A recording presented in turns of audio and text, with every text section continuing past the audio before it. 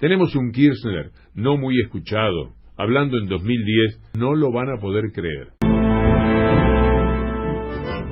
Espero que la presidenta actual, ya como expresidenta, a un joven o joven, una mujer o un hombre, en el año 2020 lo esté acompañando y se puedan mirar a los rostros y ese presidente que tengamos allá en aquel momento o esa presidenta le diga a nuestra presidenta: hemos cumplido, Cristina, y el proceso de redistribución del ingreso, eso que soñara un gran líder y una gran líder allá en los años 45 al 55, que el 50% del Producto Bruto Interno sea distribuido entre los trabajadores, en esta década que viene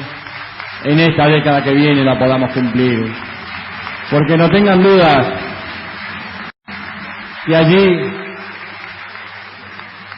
la mayor redistribución traerá mayor educación, más acceso a la universidad, mayor seguridad, pero seguridad integrada, a todos los ciudadanos integrados y perfeccionando, dando realmente valores inalienables para nuestra sociedad, mayores marcos de convivencia, la construcción del futuro. Tenemos la obligación de pensar de 10 años para adelante, tenemos que ir pensando las décadas que vienen como una forma de generar los trasvasamientos generacionales y esa generación que viene atrás nuestro pueda construir el país que nos merecemos. Néstor Kirchner en el año 2010. Marcando que para el campo nacional y popular en general y para el peronismo en particular, el mejor sinónimo de democracia es distribución de la riqueza, que era su enorme preocupación, devolverle al país post-2001 la distribución de la riqueza que había pensado la matriz económica 46-55. Hay que recordarle a la gente que en 1930, para tomar un año en el que esto estaba estudiado, sí, claro, antes debe haber sido peor todavía, en 1930 el 70% de todo lo que producía la Argentina, de toda su riqueza, era para la élite, claro, para los chacareros, los grandes ganaderos, que además eran presidentes, vicepresidentes, senadores. El país era totalmente de ellos, era cuando le habían puesto ya alambrado a todo. En 1945 Perón cambia la historia, pero estos son datos no de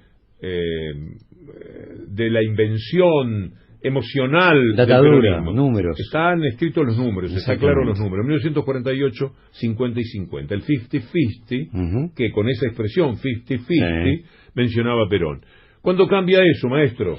Eso cambia a partir de 1955. Se agudiza con Martínez de Hoz y tiene una suerte de posgrado a partir de la década del 90. En la conjunción menemismo-alianza, directamente volvemos a pasar casi a un 70-30, que era lo mismo que teníamos en la década del 30, en la salida de la séptima economía del mundo sin distribución de la riqueza. Néstor Kirchner no lo supo nunca, pero aquello que era un sueño expresado en 2010 se hizo realidad, y en los años siguientes el kirchnerismo alcanzó el 51,4 o 6 para los trabajadores y el 49, 48 y pico para la élite, que siempre es muchísimo, pero por lo menos hacerlo 50-50, claro, con la clase que se adueñó del país particularmente como año fundacional. Yo, de mi gusto por la historia, te diría el 1862, con la primera, con la presidencia de Mitre, iba a decir con la primera.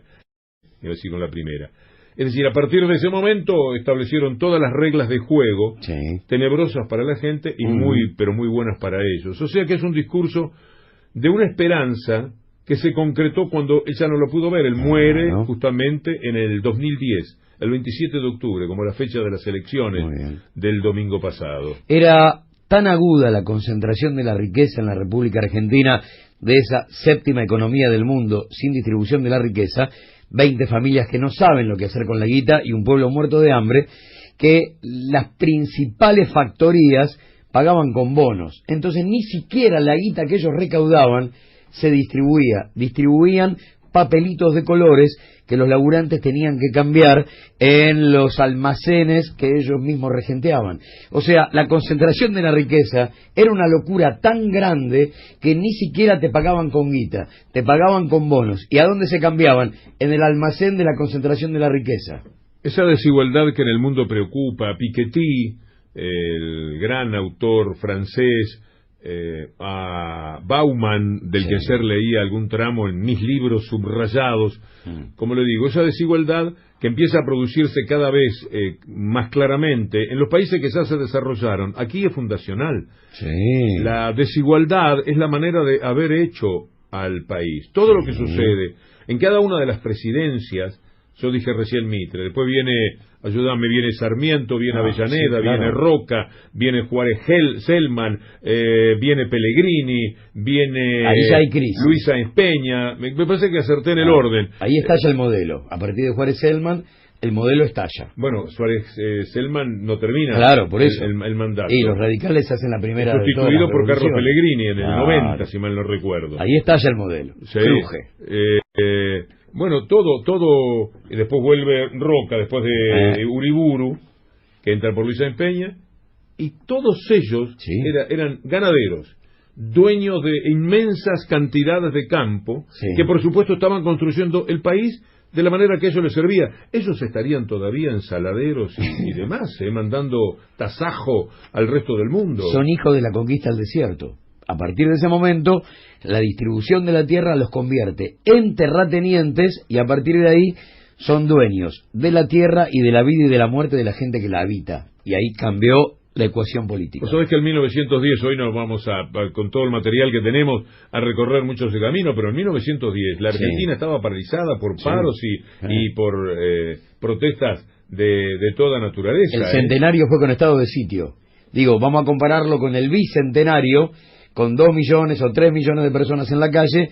El primer centenario, el de la oligarquía dueña de todo, fue con estado de sitio. De eso hablaba Néstor Kirchner en el 2010, lo que acabamos de escuchar, que valdrá la pena reiterar en algún momento, porque cuando se discuten modelos de gobierno, cuando se discuten qué es lo que querés para el mundo, lo que estamos discutiendo es eso.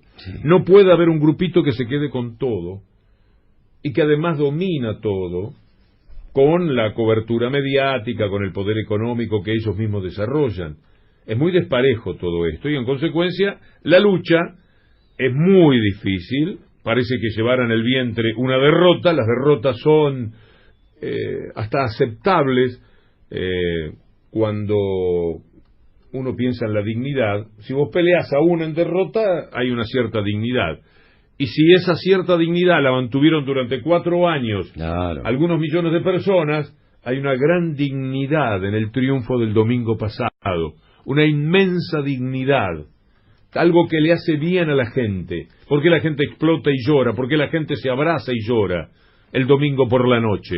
Y cada uno de estos días cuando te encontrás con amigos del palo de parte de la gente, porque es un triunfo también de una enorme dignidad, para sobrellevarlo todo, para superarlo todo, para tener una resiliencia excepcional, esa que te pone a salvo de tanto odio que a mansalva siguen desplegando.